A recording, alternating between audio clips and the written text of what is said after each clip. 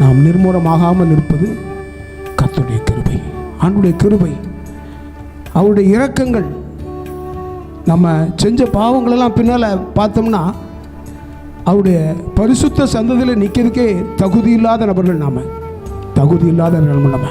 ஆனால் ஆண்டவர் அவருடைய அநாதி தீர்மானத்தின்படி நம்மை அவருடைய இரத்தத்தினால் கழுவி, என்றைக்கோ எலும்பும் சதையும் இல்லாமல் மண்ணோடு மண்ணாக போய்க்கக்கூடிய நம்ம ஆண்டவர் பிரித்தெடுத்து ஆண்டவருக்குள் நம்மை பலப்படுத்தி ஒவ்வொரு நாளும் நம் காரியங்களை அவர் நடத்தி வருகிறார்.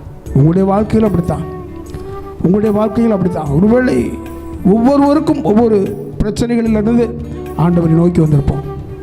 ஆண்டவருடைய பிள்ளைகளாகிய நாம் அந்த சிந்தனை நம்முடைய வாழ்க்கையிலே ஒவ்வொரு நிமிஷமும் இருக்கும் பொழுது, நம்ம பின்னால் வந்த பாதைகளை திரும்பி பார்த்து நாம் ஒவ்வொரு நாளும் நடக்கும் பொழுது ஆண்டவர் நம்முடைய வாழ்க்கையிலே அற்புதமான காரியங்களை செய்வார்.